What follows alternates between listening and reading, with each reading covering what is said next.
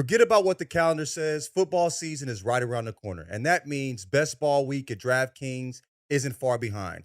Here's what you need to know. DraftKings Best Ball Millionaire Contest is their biggest fantasy contest ever. We're talking 15 million guaranteed prize pool with that's right, 2 millionaires being crowned for first and second place. If you're a set it and forget it type, then best ball is for you. No waiver wires, no roster management, bigger roster so injuries won't end your season. Only the draft, and that's it. You're set for the season. And $15 million in prize money is no joke. Still not convinced? Check this out. This year, DraftKings is offering everyone a Draft One, Get One special. Your $20 entry fee scores you a bonus ticket. Get ready for Best Ball Week at DraftKings. Download the DraftKings app and use code Jenkins. That's code Jenkins, Jenkins, for all customers who enter the NFL Best Ball $15 million millionaire contest to get a bonus ticket. Only during Best Ball Week, only on DraftKings. Welcome to Jenkins and Jonez, New Volume Podcast Network. Everyone's quick times are up and running now. We're ready to go. It's Wednesday, August 14th. We got a grab bag of random stuff to talk to you about today. We're not doing baseball episodes, so it's going to be real grab baggy for the rest of the summer. Olympics are over. Yeah, basketball is over. But lots of fun stuff to talk about still, and we've got Jackson's trending topics as well as Dookie Butt of the Week. As always, Jenkins and Jones, hosted by Dragonfly Jones, aka Tyler. Hey everybody, have a good. LeJethro Jenkins not with us due to family illness. Everyone's okay, but he's here in spirit. I'll do one Super John thing during the podcast, and then careful. Very careful. Yeah, the most John thing is something you might not be allowed to do, but I'll do something else. I'll roll my. I'll do the John Nichols eye roll. This is my favorite with this one.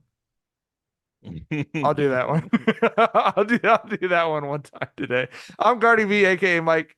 Motherfucking Mike. And we're produced as always by the lovely and talented Jackson Saffron. What's up?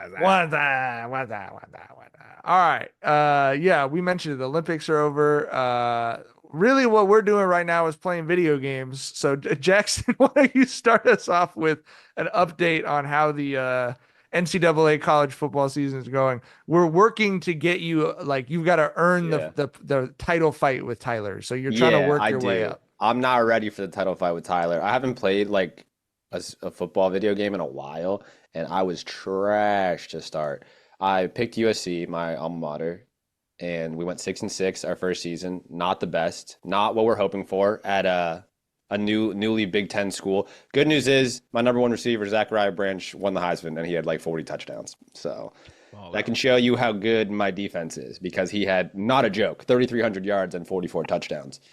So he is the best receiver in the history of college football. So that's pretty cool. But I probably have the worst defense in the history of college football. It's basically every game I play, I score 50 points. I let up somewhere between 40 and 60 and have I have 2 pick sixes also. The turnovers are a real problem. The offense is really, it's either a 60-yard touchdown or a turnover. That's crazy. So your games, the final score is usually 50-something, 60-something.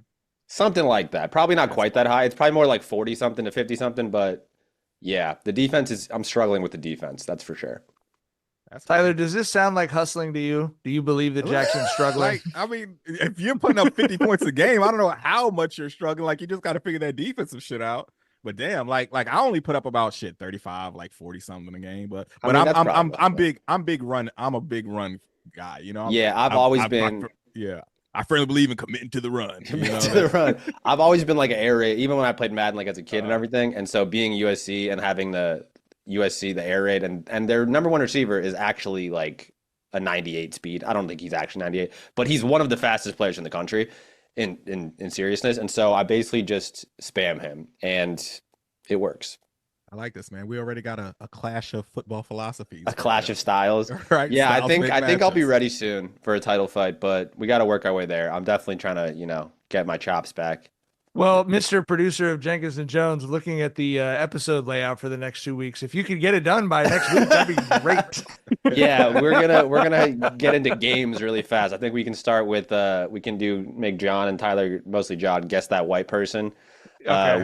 We can do some college football streaming. It's gonna get funky over here. Guess that white person is a long-awaited segment on Jenkins. Yeah, it's gonna. I think the next couple weeks That's is a sweet classic. spot. I think that's the right move. We also, I'm just going to throw this out here right now.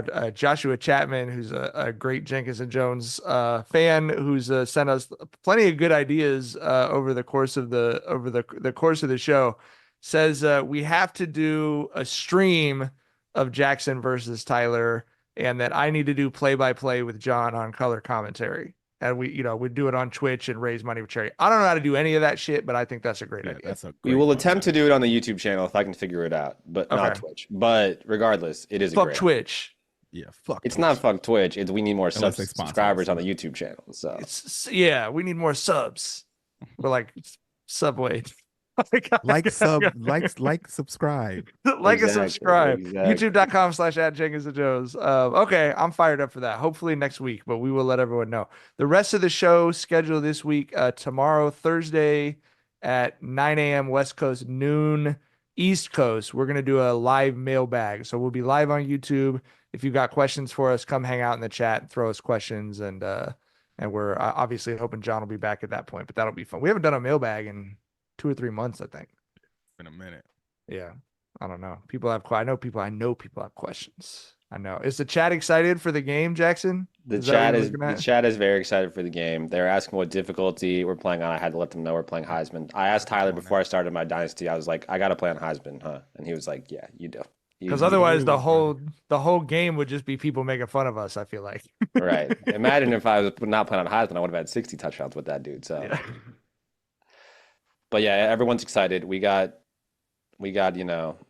Jackson is struggling with the D. Ha ha ha ha ha.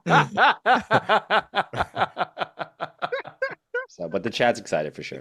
He's just inexperienced, chat. He'll learn. Yeah, He'll learn. Exactly. Can you ask the chat who they think is gonna win? Can you put a poll in the chat? Damn, you gotta do like that, Mike. Well, I gotta set odds. I gotta set our DraftKings odds before the. All right, fair enough. Look, You're right. Look, I ain't gonna hold you. Like I said, Jackson, you putting up like 50, 60 a game, man. Bruh, I might have my hands full. We'll see. Tyler's gonna be doing clock management, grinding out HB counters 15 times in a row, You already know. Committed to the run, to open up the play action, all types of shit like that. I'm gonna have to slow the tempo down, man. Take you in the mud, make shit ugly. He's gonna drag you in the deep end with the fucking sharks, bro. Drown you before you even know. You think we're ready for that on the West Coast? You think we're ready for that at USC? We are not. Have you watched us play in any big games in the last multiple years? We are not ready for that. Why do you think my defense is letting up 60 points a game? We are not ready. What was your reaction, like your actual honest emotional reaction when you found out USC was going to be in the Big Ten?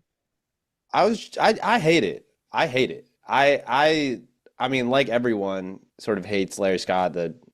I don't even know if he is is there a Pac-12 anymore? The commissioner of the Pac-12 for all these years has like really ruined. It was a slow burn, just slowly ruining the conference over the span of like 10 years, and then it all just like happened so fast. All of a sudden, USC and UCLA are in the Big Ten, and some other schools are in like the Big 12. It's just a bummer. I just hate the way that college football is trending in that way generally, and. I mean, some of it'll be cool, like getting to play Michigan on a regular basis, getting to play, like USC is this weird, like not actually rivalry, but like this mini rivalry against Penn State because of the Rose Bowl a few years back. Yeah. So like that will be cool. But losing the Pac-12 is a bummer, especially being from Seattle, where like I have University of Washington ties as well. It was always really fun to watch the USC UW games, especially as UW is like a better program than USC right now. Yeah. So it's just a bummer. But, is what it is. Yeah. I mean, the thing is, like, Pac-12 football was West Coast football. You know what I mean? And now y'all are going to the Big Ten, which is Midwest football. Like, I just cannot imagine two more idealistically different programs than, like, Oregon and Iowa. And they're going to be playing each other now. Shit. It's just weird. But well, I mean, I think what it is, man. Yeah, and I will say this, and I'm like the number one Larry Scott hater, so I'm like with you 100% on him fucking this up. But I do think that the consolidation of college sports is and has been inevitable, especially once the sort of sham of amateurism has been removed. Then it's kind of like, well, why do we need all these different fiefdoms? Why don't we have an actual league? Like, why don't we have it'll effectively be a much better minor leagues for the NFL than the minor leagues are for Major League Baseball. But yeah, it feels like it's going that direction. I just read an interview with the Utah coach, who was asked, it's like, hey, like clearly we're coming to a point where mid majors they're either not going to exist or they're going to exist in a different level, a completely different sphere than your SEC teams and your Pac-10 teams. So the question was like, do you think Utah will be able to be one of those teams that moves up? And his response was like, yeah, look, like there's going to be two more big realignments. We will get to an NFC AFC type thing, that there will be two big conferences. Everyone will either be in or out. And he's like, and I wouldn't be surprised if they go so far as to say, if you're not in one of these big conferences, you're not allowed to play people who are on a lower level. You know what I mean? Like there won't be bye games and shit. It's just going to be that kind of top level. And it feels like it's moving that direction. And we talked about this with the NBA exploring doing a crossover with FIBA or one of the Euro leagues or whatever. It's like we grew up, you could point to music, literature, art, sports. We grew up in an age of regionalism. Tyler could talk about New York rap with someone our age and they would know exactly what he's talking about. He could talk about dirty South rap, they'd know, and that's just not that's not what it is now. New York basketball is not going to mean anything in 15 years to the global basketball fan, right? All that local stuff, West Coast football, New York basketball, whatever, it just kind of feels like that's all being wiped away because the internet has made it easier to monetize a bigger scale, I guess. Yeah, that's facts. Like, it's like you said, it's just not regional anymore. There's national networks, there's national streaming, so yeah, all that shit's going out the window. I never considered the possibility of there being just two mega conferences like the NFC, AFC, and college football, but it does look like it's trending that way. That's something interesting to think about. I think it will, and and the playoffs will break in that direction. You'll start with the top two teams from each conference, or the top four teams play, and then you'll get a Super Bowl national championship game of the one, So I don't know. I mean, I think as always, where I'm so jaded as a sports fan and a culture consumer at this point that like I don't bother being upset about any of this anymore. It's just like, well, that's what's happening, and we're completely powerless to like like we can't do anything about it. So it's kind of like what Jackson said. I'll look forward to USC Michigan, USC Penn State, but that's kind of all I feel like. Covering kids, it's insane to me the schedule that they're about to put these Pac-10, Pac-12 schools into. That like you're playing basketball at UCLA and you're gonna have 3 East Coast trips in league. Like, whereas they'll come and do one swing down the West Coast and then go back, right? Like, but you're gonna have to go out there 2, 3, 4 times. Like, I don't know. It doesn't make sense. And the kids I know, it's not like they're bummed. Like, I'm not gonna have enough time to do my homework. They're not saying that, but for me, it is. I do think about that. It's like you're just basically a professional athlete. Like, there's just no point in, except you don't really have a union. You don't really have true compensation. It's like whatever you can get for yourself in NIL and whatever. I mean, the kids are going to be up for it. They don't give a fuck. But I'm curious about what this means for like the coaches' tenures. Like how much does a 65-year-old coach have it in him to do all this traveling season in and season out? Like you that have might be a grind. I don't know if this is information I should be reporting on the podcast, but you have a national champion baseball coach at UCLA who was actively looking for jobs outside of the Big Ten for that exact reason. He's just like, I'm in my 60s. I've been doing this shit a long time. I'm not trying to be I'm not trying to be on a plane all the time. He's like, I coach college baseball for a reason. I like traveling up and down the West Coast, and this is where I live. Like, I'm not trying to be, flying all over the country. But that's a very real thing. And I think it's why you saw a big jump of coaches moving to NBA and NFL, right? And either because they're worried about sanctions or for some of those changes, And that's honestly, that was the biggest reason I thought the Dan Hurley to the Lakers thing had some legs was it's a lot of college coaches who are just like, I don't want to, it's going to be crazy for the next 5 to 10 years. And I could coach in whatever the landscape is when it's settled, but I don't want to be the one like figuring it all out. Cause you throw in the NIL shit to where like all the college coaches I know, it's like, they don't get to sleep anymore. They don't have an off season. Like you have to re-recruit your own team every year. And so it's just like, it wears on people. And obviously at the higher levels, they're compensated well enough that who gives a fuck. But yeah, I wouldn't want to do it. It doesn't look fun to me. Hell no. You know, I mean, yeah. Anyway, all right. Let's talk about how many minutes are we? We're 15 minutes in. Let's get to the first topic. I sent the group chat. Did y'all see this thing about Mookie? The Dodgers are currently in Milwaukee playing the Brewers, and Mookie Betts is not staying with the team. Did y'all see that story I sent? Yeah, I saw that shit. That's so funny. The Dodgers stay at, I think it's the Ebel Hotel, but it's a like haunted, like one of those hotels. And Mookie said he does not fuck with ghosts. So for the second year in a row, he is staying at an Airbnb while the team is in this hotel. I respect this move, bro. I don't blame him at all. Who the fuck wants to be around ghosts? Like, I'm curious if Mookie actually had an experience or if he's just going off hearsay. Like, that's my question. He said 2 years ago when they stayed there, he said he didn't sleep at all that night because he was so worried about it. That he was just in his bed listening for like the whole night. And for baseball players, obviously, he's like, fuck that. Like, I'll just I'm making $50 million a year. I'll get an Airbnb. But this is what I love that he said, Tyler. He said that he does not believe in ghosts, but quote, he has no desire to be proven wrong. Quote, I just don't want to find out myself. Yeah, I feel him. Mookie's a different dude. Like, doesn't his wife like meal prep for him when he goes on road trips and shit? Like, yeah, all these baseball dudes are crazy. I think Shohei flies with his own mattress too. Like, what the fuck? He's like, with his how what are the logistics of that? Like, how they bring that shit into like his hotels that he stays in, or I think I read about this when he was with the Angels. Let me Google that. But yeah, all the baseball players are just like absolutely insane. Yes, he does bring his own mattress on the road. That's awesome. That's what the chat said, is that baseball players are just the most superstitious people on earth. And then P. Eagle said this is the blackest thing to ever happen into the MLB. Yeah, I don't fuck with no ghosts, hey. Y'all remember Ghostbusters? The black Ghostbuster was scared as hell of ghosts. Like, yeah. Yes. No.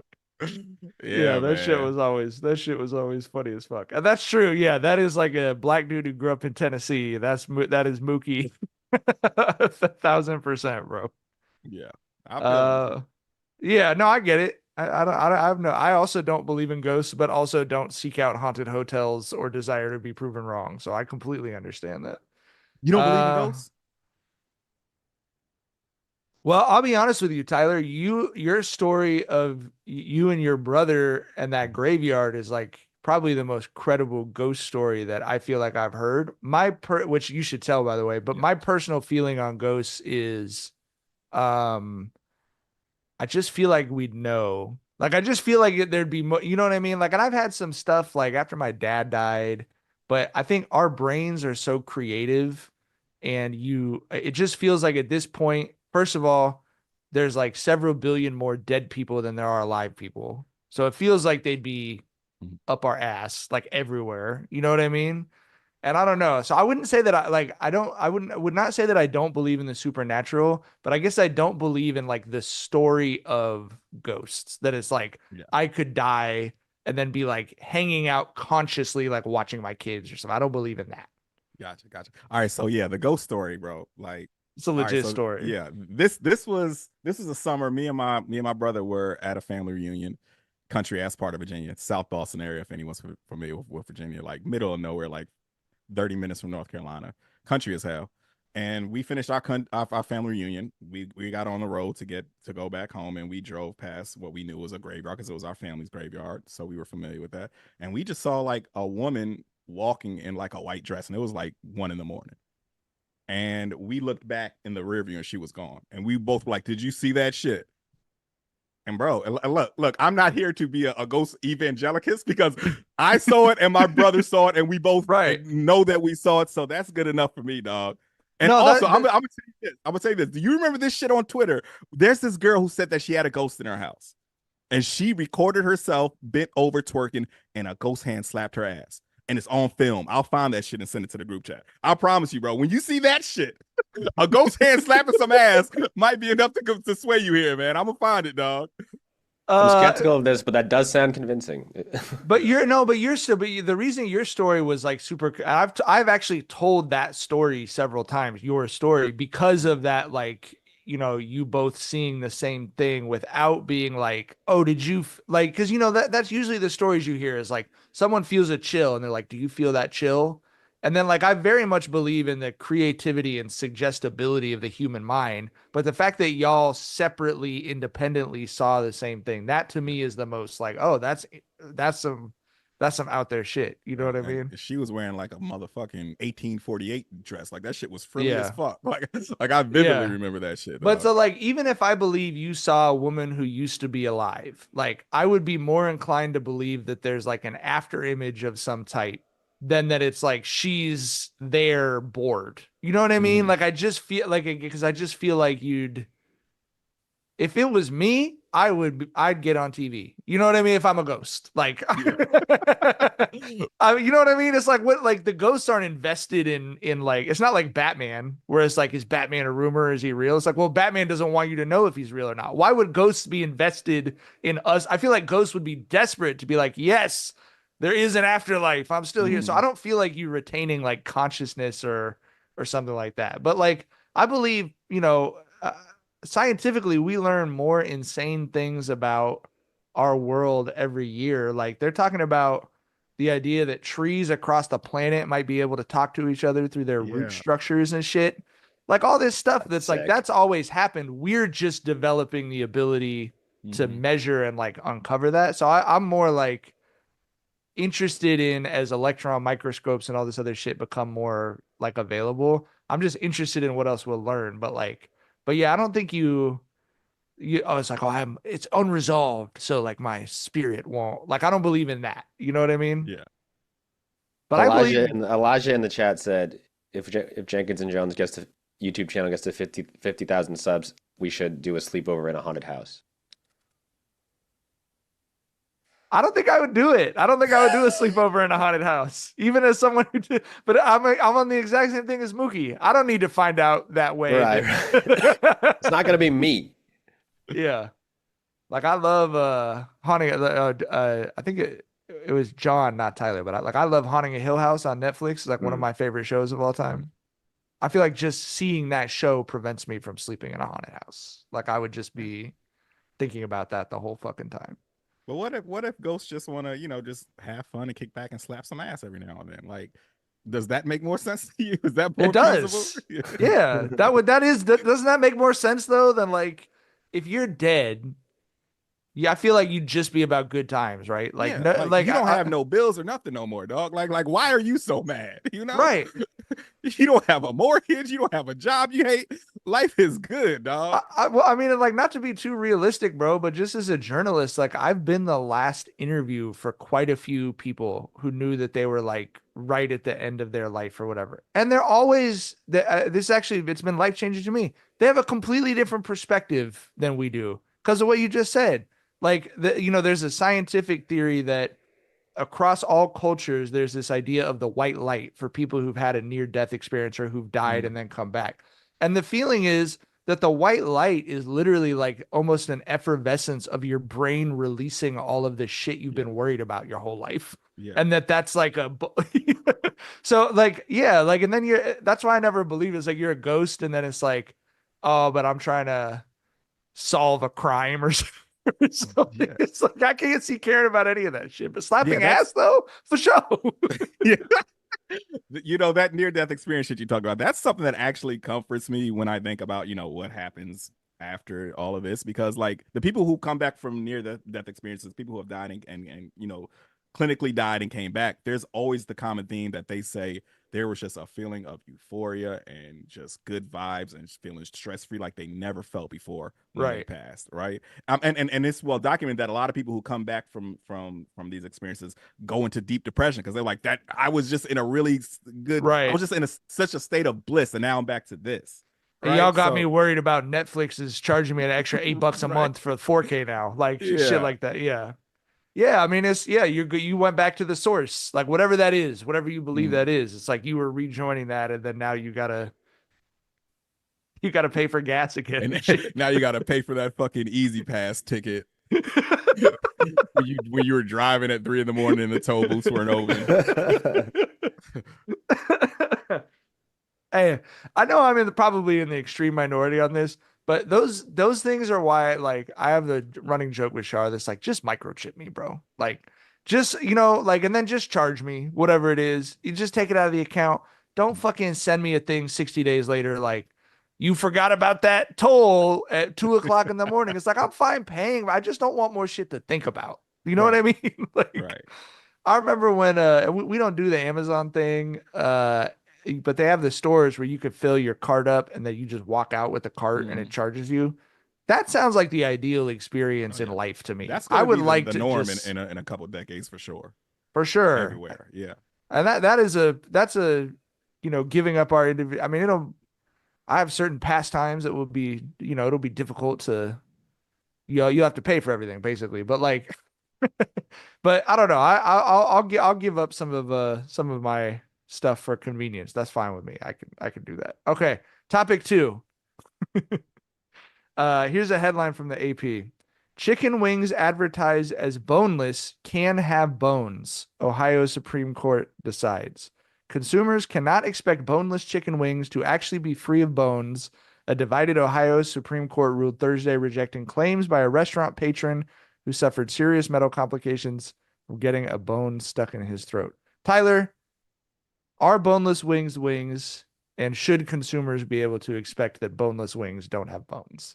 I mean, boneless wings, they're just breast chunks from my understanding, right? So, I mean, and breasts have bones in them. So, the FDA is real kind of lenient on shit. They're like, it can have like a lot of the shit we eat is like, bro, as long as it only has like 2% like dead crickets in your peanut butter, you're good. You know what I mean? The FDA does not give a fuck about the purity, the 100% purity of shit. They for sure give you a margin of error there. So them giving a margin of error to actually having like bone chips and shit and boneless wings, that shit makes sense to me.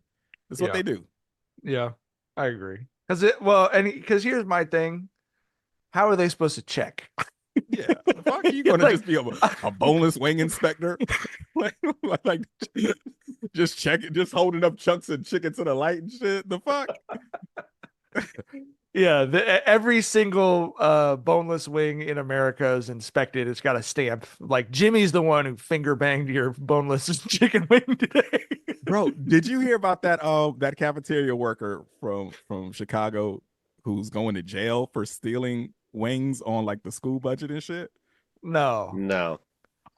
He must have been stealing. He must have been moving weight to be going to jail over it. They said she stole like $1.5 million worth of chicken wings. She was ordering them to the school, right? But here's where she fucked up. She fucked up because someone who was, doing a review and just doing an audit, it popped out that she was ordering bone-in wings, which you're not going to feed the kids in cafeterias. That's a fact. Right? Yeah, so yeah, they saw that she ordered like 1.5 million worth of chicken wings. She was out here flipping chicken wings, dog. She was the chicken wing queen, and nobody knew it. The chicken wing fucking Griselda Blanco out this motherfucker, and nobody knew it, dog. She was the chicken wing queen fin out this motherfucker. We need a documentary on this shit. I legitimately want to know who she was selling all that shit to, because to steal 1.5 million, you're not just doing that for yourself. You're flipping that shit.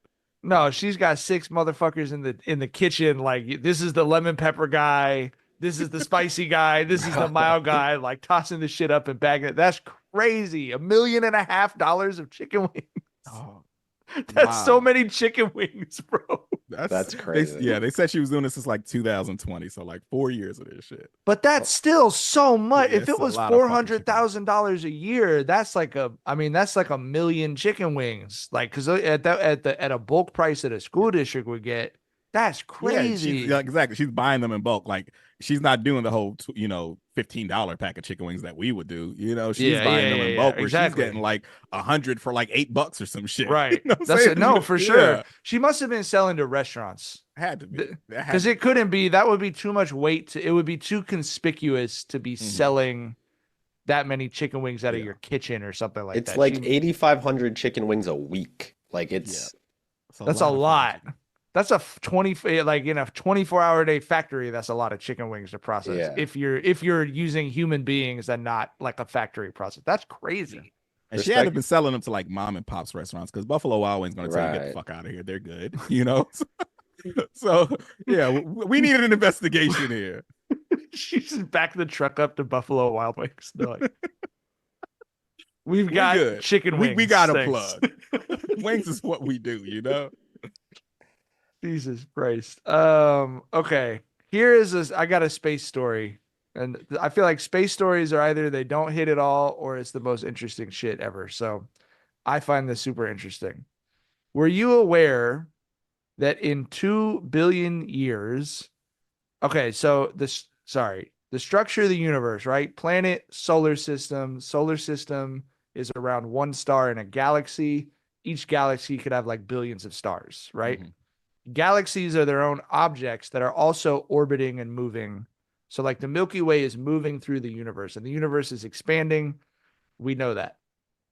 Scientists have known for a while that in approximately 2 billion years, the Milky Way is actually going to collide with another galaxy. So like that would be the end of everything, is like all of our shit is going to pass through another shit.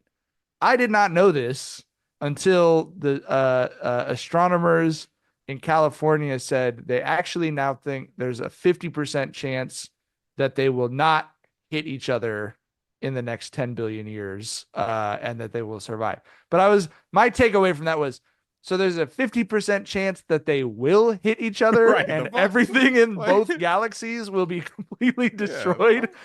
Like, I feel like that's a bigger story. That shit. Yeah, I'm curious, like, how exactly does gravity on such a big scale, like on the galaxy scale, work, right? Like does it work like two different ends of the magnet where they attract each other, or, the same ends of a magnet where they will repel each other? That's my question. I think that the deal with the galaxies is that, and they are orbiting or they're moving, but like, because the universe is expanding, it's like if you're over here and they're over here, but you're going that way, then you know what I mean? Like, independent of gravity, the forces of the expansion. But that was something I read in a book too. That's like, if we were to all be capable of living for 8 billion years, by the time that happens, our solar system will be so far away from every other solar system that you won't be able to see stars anymore. God damn. Isn't that crazy? That like crazy. It just would be like you're just alone in the universe and you can't see the presence of anything else. Like that actually spooked the That's fucking like 2 billion years, 8 billion years in the future. The billions of years in the future. Because everything's expanding, so everything's moving away from everything else.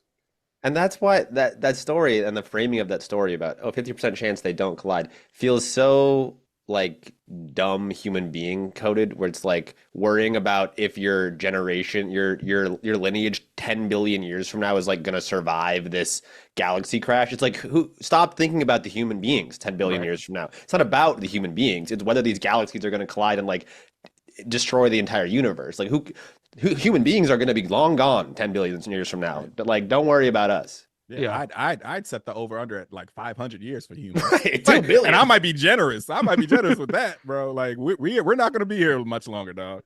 I actually find that very comforting. And like, whenever I worry too much about climate change or something, I do always step back and be like, the world, like, people always talk about it as like, oh, you're hurting the earth or like whatever. It's like, the earth does not care. Like, we will cook ourselves off the surface of the earth, and 1 million years from now, the surface will cool back off and some other goop monster will walk out of the slime and have it shot. You know what I mean? Like that's the truth of it. But I do find it like, I've mentioned, I've talked to Shaw. I haven't talked about a lot about this to friends because it sounds weird, but like, I find something very peaceful and meditative about writing. I write obituaries as part of, like, sports figure dies or something. So every couple months I'll do that. And we have tragic ones where you're writing about a kid or something. But the people, when it's like an older person and they pass away, it's genuinely like very calming to me to like meditate on that. That's like, this is gonna happen. It's inevitable. Like it's gonna happen with every person you know and you, right? But like I remember I was interviewing Joan Van Blum was a pre-Title IX gold medalist Olympian from Long Beach. She's the best American female rower that's ever lived. So in her world, she was like king shit, but she was also a PE teacher because it was pre-Title IX. So she was not getting Simone Biles endorsement money, right? But she's this unbelievable woman. She was incredibly like kind and sweet. She was always great to our family. I actually did this interview with her after she found out she had terminal brain cancer.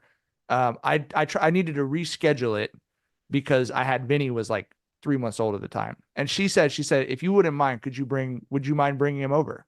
You could just, you don't have to reschedule it. I would love to play with your baby while we talk. Like, and so I brought him over and it was like, it was literally like a life-changing day for me. Cause I was asking her, I was like, how are you? She was so happy.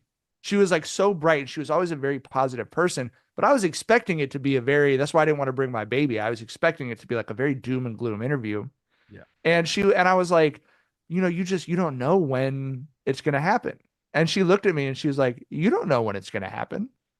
She's like, none of us know when it's going to happen. Like, I've always known I was going to die. Like, I just have this diagnosis, but it doesn't change anything about like, I want to enjoy a croissant from my favorite bakery in the morning. And if she's like, in fact, it's actually sort of the opposite. Like I'm more enjoying all that stuff, but I'll never forget that, bro. And that, I do think that's kind of my philosophy. It's like, we're all going to disappear at some point, bro, including the species. So why get stressed out about the stupid shit people say on Twitter, like whatever the fuck. Exactly, bro.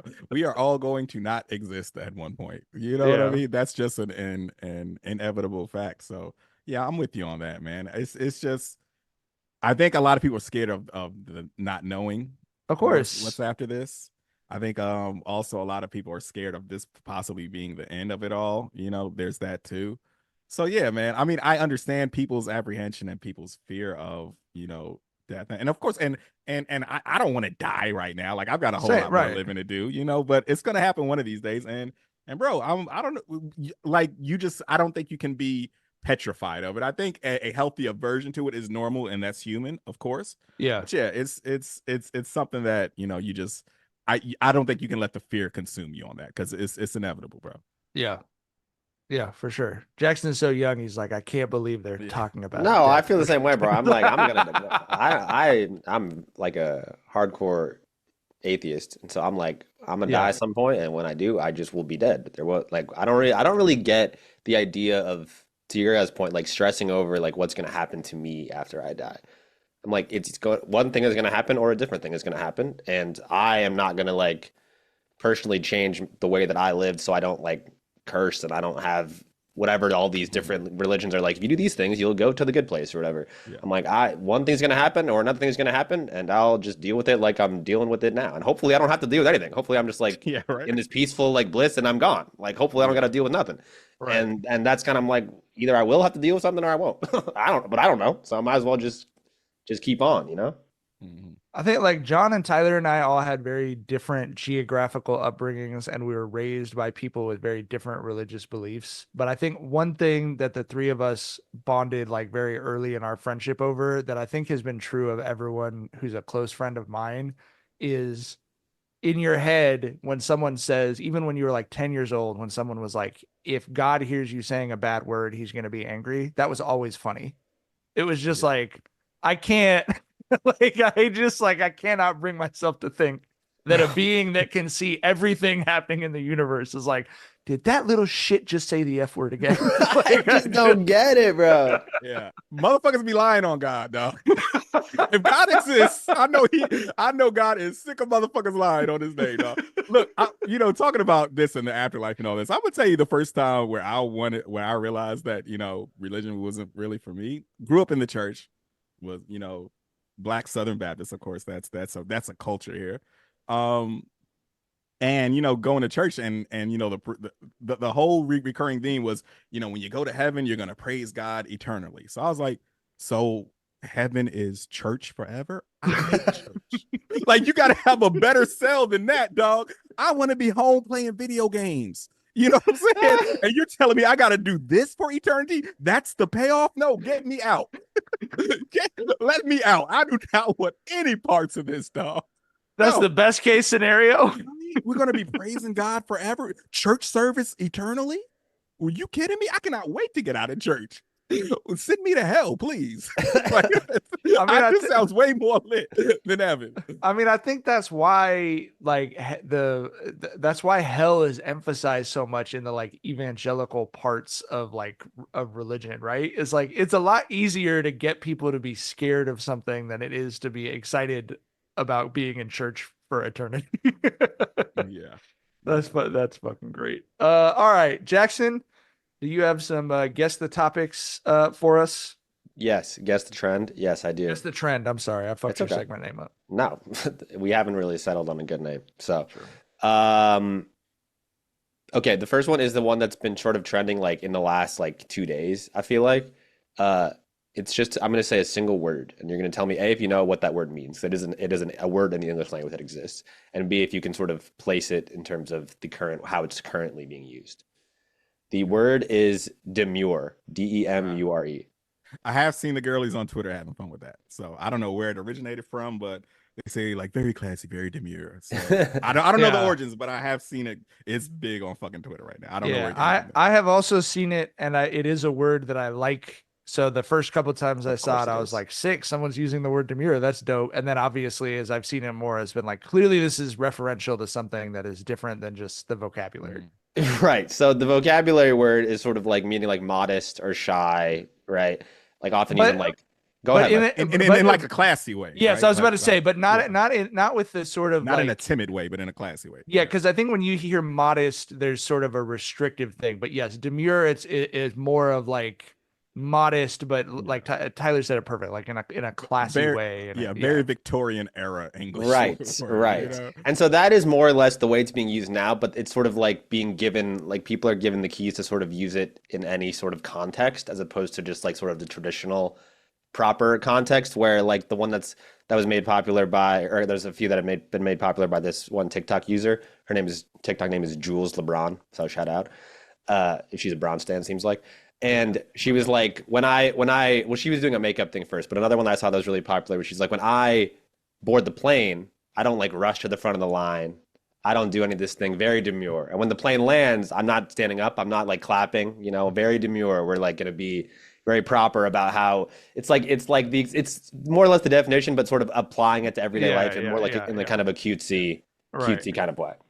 Yeah, moving at your own pace in a very fast-paced world. I'm with the exactly, and it is sort of a direct, sort of like opposite follow-up to one of our last trends, which was Brat and Brat Summer, which is very like loud and kind of like in your face and like sort of like party summer type of vibes, do your own thing summer type of vibes, and it's sort of now people are moving into Demure Fall, which is a little more reserved. Okay. Oh, I fuck with that. Yeah. Can men do that? Just for the ladies? Oh no, anybody can do it. Anybody. Okay. Can do it. Yeah, okay. Very, very. I feel like Demure Fall that's my vibe. Demure Fall. I fuck with that. I appreciate you explaining the Brat Summer shit to us, because it's one of those like like when you get a red car, then all you see is like that red car that you got or whatever. You're seeing it everywhere now, right? It's everywhere. And the color you're seeing everywhere, I bet. The green, right? Yes, 100%. I also did not know that cocaine was such a staple of the Brat movement. Yeah, cocaine is a staple of the Brat movement because of Charlie XCX. Yeah. Which sort of like contributes to that sort of high energy, non-demure Brat Summer, and now we're sort of transitioning into Demure Fall. We really grew up in the Dare era, to where like Tyler and John, like even people who like weed, like my friends who like weed the most, would never consider at any point doing the chemical type shit that the average 23-year-old does now. You know what I mean? Yeah. Like cocaine, Molly, all it's like I would have turned around and run away from you if you offered me ecstasy when we were in college, bro. Bro, facts. We grew up during the crack epidemic. If it wasn't weed, it was crack. It was crack. That was that simple. It's not weed, it's crack. And that has been my modus operandi. You know, that's how I've been moving since I've been smoking weed since I was fucking 15. And I'll tell you, I have no desire to fucking gateway into anything. Right. It has been weed and alcohol. If the trees in the bottle stop doing it for me, that's it. I might go back to church or some shit. Who knows? But yeah, bro, if it ain't weed, it's crack for our generation, dog. Flat out. It's that simple. Yeah, the gateway thing never hit with me because it was like all my stoner friends, they're the ones who are not being gatewayed into other things. They're very happy and content with what they have. Like, all that shit gateways into is fucking Fruity Pebbles, dog. That's it. Fruity Pebbles and Taco Bell. Those are the only other vices I have picked up due to weed. Hell, ain't no gateway there at all, dog. That is hilarious. All right, do we want one more trend? yeah, do one more. Okay. Are you guys familiar with this? Is a trend from a while back, but it's sort of like a precursor to this current trend. You guys are aware of quiet quitting?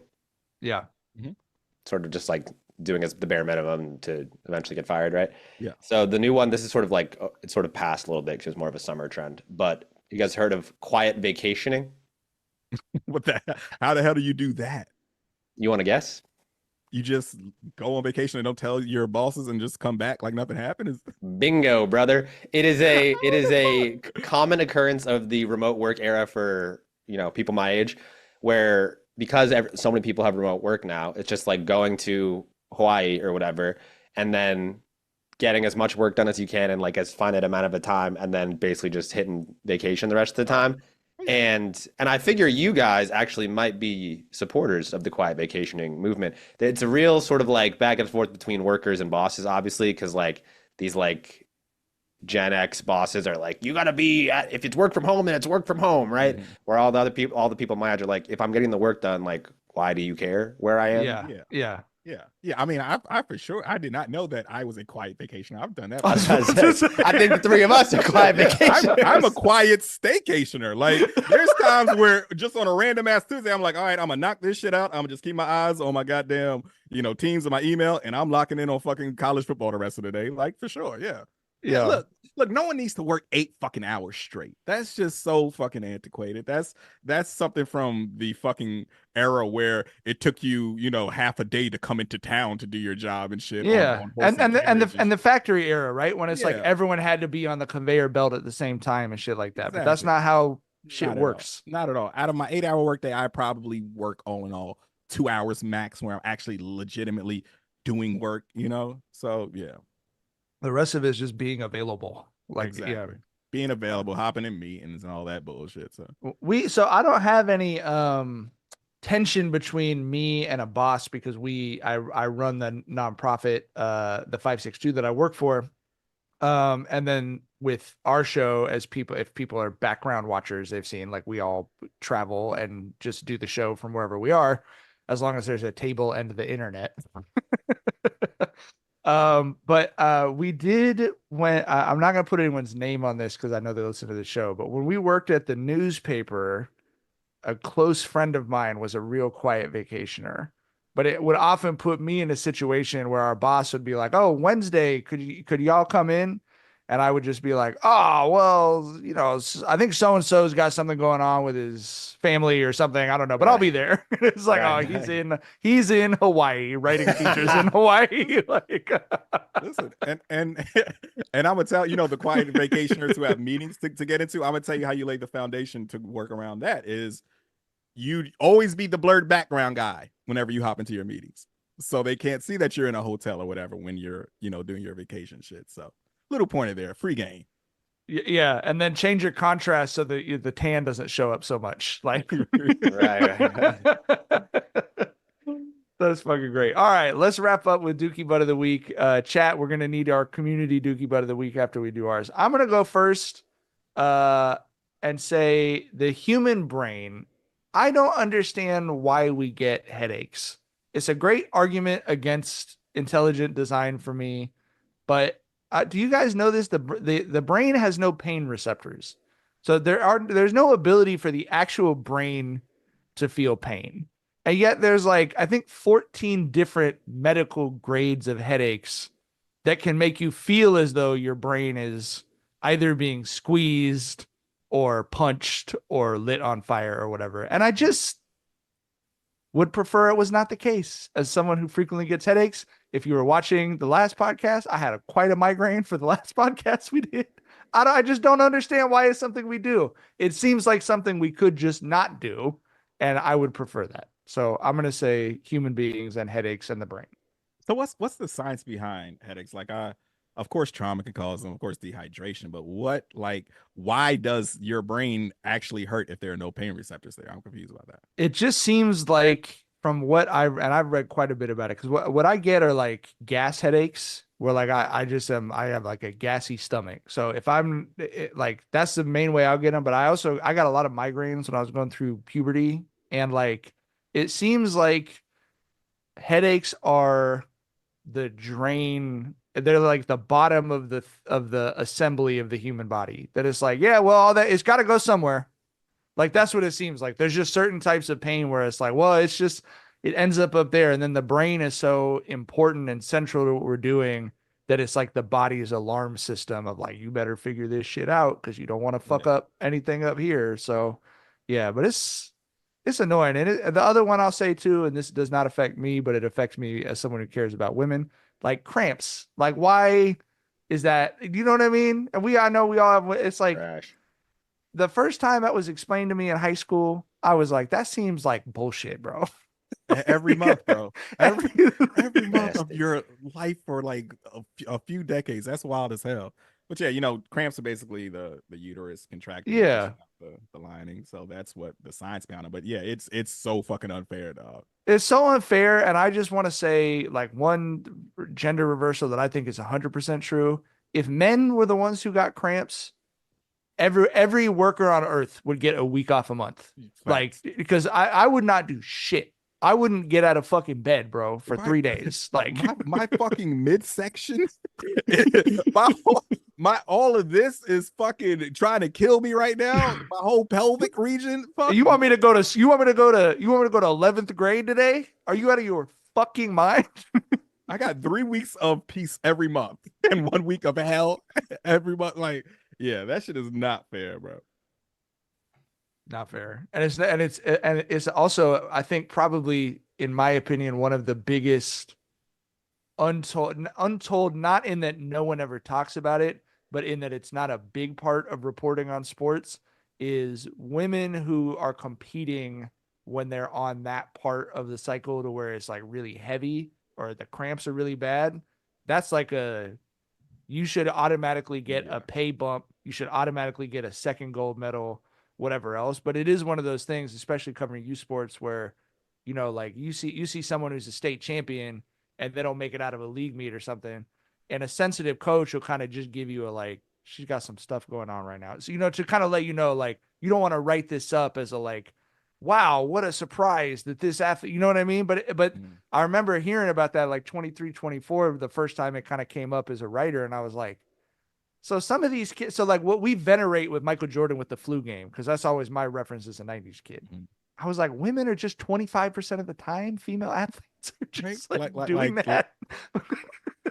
Like Asia Wilson has like 3 flu games a month is what you're telling me, Wow. And she didn't get to choose that happened to her. He kind of like, he was just hungover. Yeah. Right. Yeah. Food poisoning or whatever. Like, yeah. Anyway. All right. Tyler, your Dookie butt of the week. It's just gonna have to be a dual Dookie butt with fucking Elon and Trump after that bullshit they pulled on X. Where first of all, the shit, I'm gonna call it X because it's some bullshit. Right? I only call it Twitter when it's not our Twitter. Yeah. Because I'm calling it X because it had Elon's fucking musty ass fingerprints all over it because the shit was broke as fuck at first. Like nobody could get in that motherfucker, and he tried to say it was a DDoS attack, motherfucker. No one can target a single fucking Twitter space. Like that shit would have affected the whole fucking website. And bro, it's just, and the motherfucker. Donald Trump was on that bitch sounding like Daffy Duck, like someone hit us up and they made the point that he probably didn't have his dentures in, which I never considered, but that was probably the case because the motherfucker was on there talking like Lou Holtz.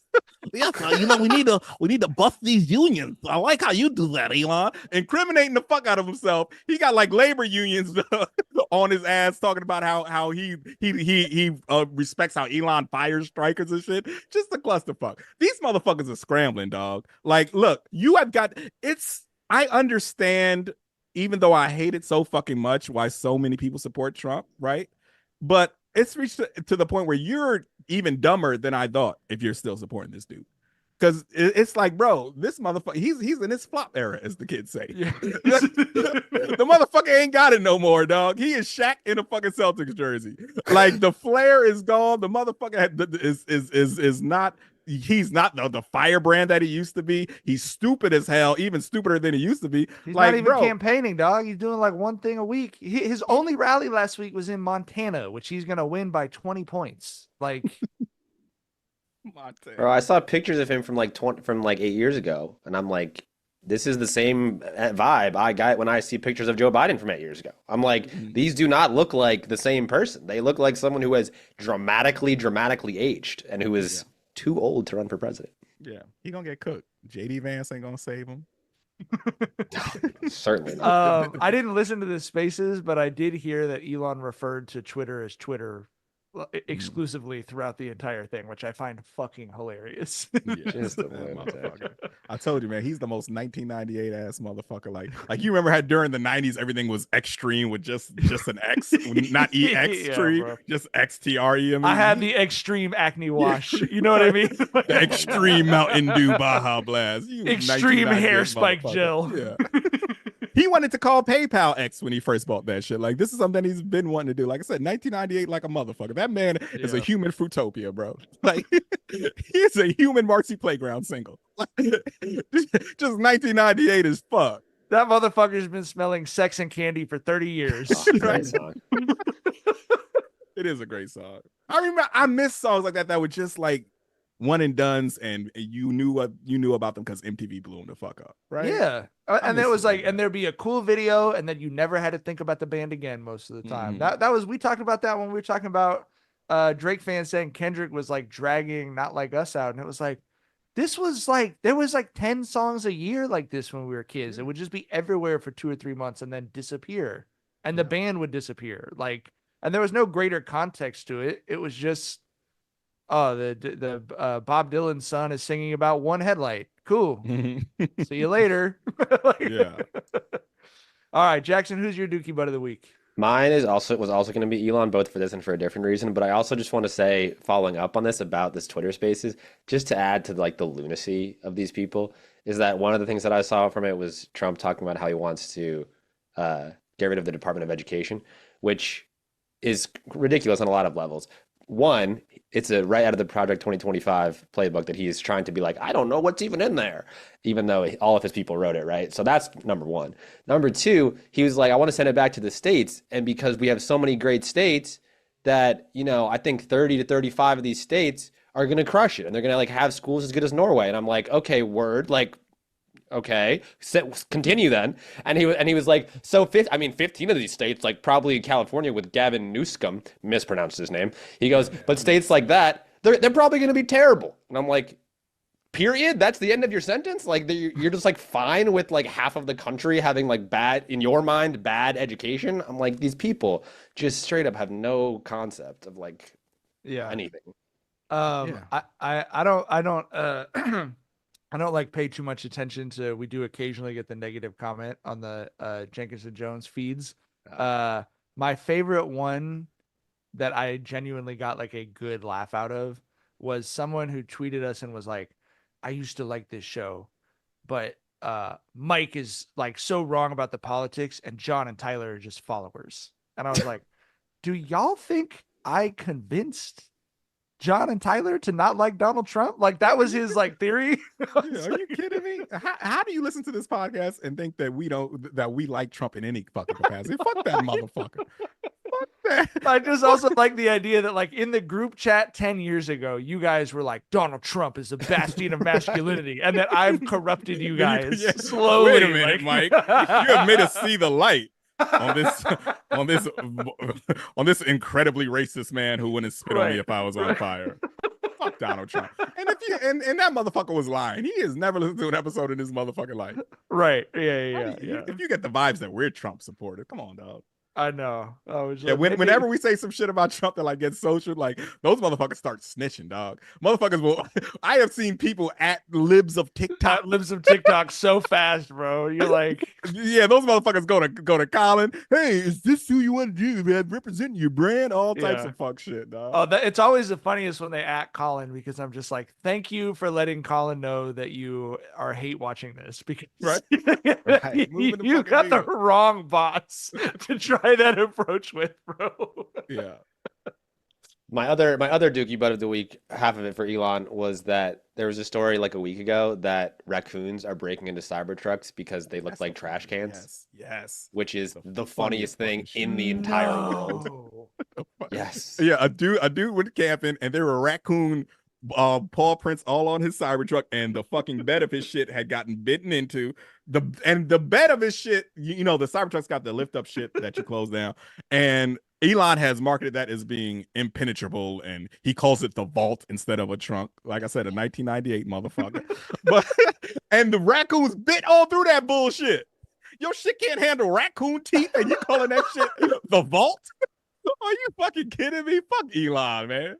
Fuck Elon and Trump. Fuck both those motherfuckers. That'd be a hell of an Ocean's 11 sequel. It's the most impenetrable vault in the world, unless you put one raccoon in front of it. Some raccoons saw a Cybertruck and said, "There are spoiled bananas in there. We need to get to. We need to see what's up with that." The motherfuckers opened up and just saw a fucking spare and some jumper cables. Mad as fuck. They were like, "Do we need a grease man like an Ocean's 11?" And they're like, "No, we got teeth, bro. We're good." Like, the vault's got nothing on us. That's too funny. All right, chat. What's the chat community Dookie butt of the week? The chat community Dookie butt of the week. There's two that the chat has been sort of pushing. One is J.K. Rowling, and the other fuck her for just being J.K. The Rowling. Usual. Yeah, the usual. I got J.K. I think there might be a lawsuit or something they're saying, but the usual. Yep. Iman Khalif. She is taking J.K. Rowling and Donald Trump. She is mentioning them in the suit that she's filing. Incredible. Love that for her.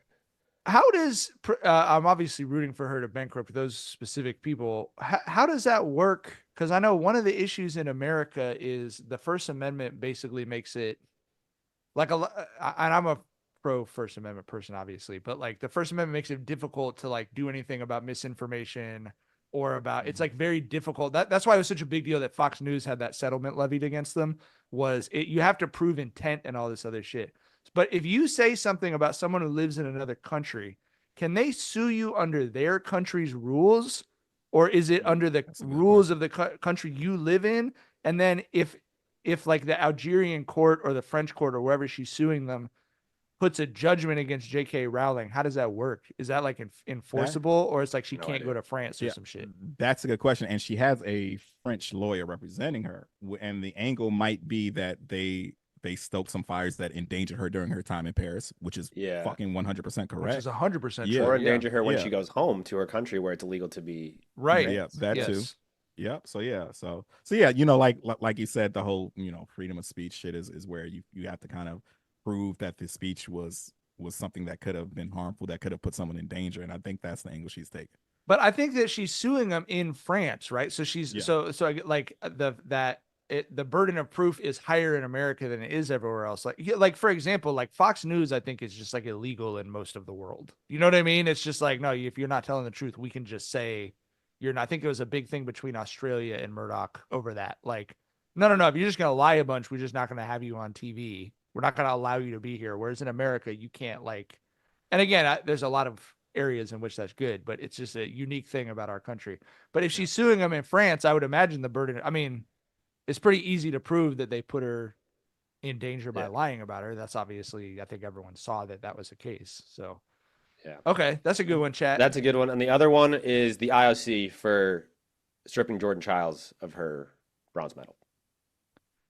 Yeah, bro. Is that final, or is it? It's not final. There's it's not counter technically appeals final because the United States, the USA Gymnastics is gonna like go to Federation, yeah. bat over it.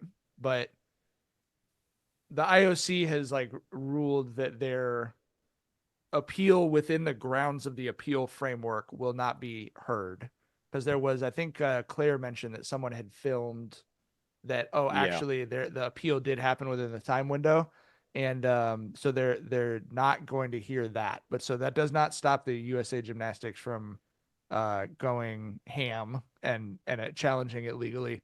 And also, just throwing it out there is no enforcement mechanism. There is no like IOC security that is like going to come for the bronze medal. So it will be ultimately up to Jordan, regardless of what's actually decided, to decide whether or not she's going to give that bronze medal up. And I'll tell you one thing: no way on God's green earth would I give that motherfucker up, because clearly, as acknowledged by everyone, if the judges had put her difficulty score in correctly and scored everything correctly, she would have been the third place finisher. So to me, that's all the moral justification I need. I don't give a fuck. I don't give a fuck if I'm never allowed to compete again, whatever else. I earned that shit, and you could pry it out of my cold, dead hands. I legit wouldn't even like show up for conversations or meetings with like the IOC if I was there. Like, fuck y'all. Like the IOC calls me on a number I don't know, I'll pick up, and I'll find out something. I'm just hanging up like, bye. Like, fuck, hell no. You can talk to my lawyer, motherfucker. Yeah. He's on retainer for the rest of eternity. Like, yeah, fuck that. Before we get out of no, here, fuck the poll from earlier in the chat, who will win in a live stream CFP 25 matchup between Tyler and Jackson, has 80% to Tyler. So it feels appropriate. we'll call that a minus 9.5, minus 13.5. I feel like 80% is spreads are bigger in college football. They are bigger in college football. That's true. I feel like can't if someone play thinks, defense. I think if someone thinks a college team has 80% of winning, the line would probably be 17 or so around there. Probably. I'm gonna get together with John. He and I, we're gonna put together a whole broadcast. I'm gonna figure out. We'll figure out between our 4 children who will be a sideline reporter. We'll get the whole thing. We'll get the Perfect. I'm already making up backstories for players and stuff. We're good to go. I wanted to say one other thing about the IOC and the medal reallocation and shit. Lashinda Demas is a Long Beach native who in London was the silver medalist in the 400 hurdles. Was clearly the best. She was clearly the best 400 meter hurdler in the world. And she told us at the time, because I was in London, she told us at the time, the woman who beat me is doping. 100% guarantee that she's doping. And sure enough, a couple years later, it came out that she was doping. And so she forfeit her medal, and that medal was going to go to Lashinda.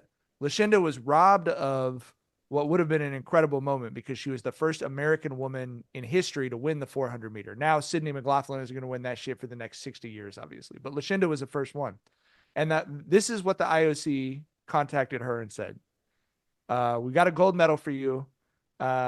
Just let us know where you want to pick it up, basically. And she told me she'd heard stories of friends of hers who'd gotten their reallocated medals in the airport, literally at the Atlanta airport. Like, oh, someone's going to meet you with the silver medal that you got and just hand it to you or whatever. And she actually, with her lawyer, like basically told the IOC, I'm not going to accept this unless you award it to me in a way that is fitting and appropriate of the Olympics and that makes sense, because I made history. This was a global moment. You obviously understand how important those moments are, because that's what the Olympics are all about. That's what these races and the medal stand and all that's about. So she said, you can give it to me at the Olympics. You can give it to me in front of a crowd. You can put me on the top of a podium, and you can play my fucking national anthem so that I can have that moment that I should have had as an Olympic champion. And because her lawyers dug in so hard on that, she got in Paris, they did a reallocation ceremony that they ended up inviting other athletes to. And she got in front of a big ass crowd. I believe it was in the beach volleyball stadium or near there, in front of the Eiffel Tower. She got her gold medal and got to stand on top of the podium and all that other shit. So that I was thinking about that throughout this whole shit with Jordan Childs. Is the IOC is a big corrupt organization, and they don't care about a lot of stuff, but you can bully them. You know what I mean? Like, and she's even told them, she said, I'm happy to be in charge of a committee or something for you about how to do this shit correctly. But if you know people are cheating and you know that honest competitors are being cheated out of stuff and you value those medals and what they represent, you have to do better than literally meet me in the Atlanta airport and I'll just fucking hand you a silver medal or whatever. So anyway, shout out to Lucinda. Yeah, shout out to her, man. All right, that's all the time we got for today. We will be back Thursday, like I said, 9 a.m. West Coast, noon East Coast with a mailbag episode. So come hang out in the chat. We'll take all your questions. Any question you want, serious life advice, goofy non-life advice, sports questions, music questions, whatever you want to ask. We will be there tomorrow morning and we'll see y'all then. Bye. Bye.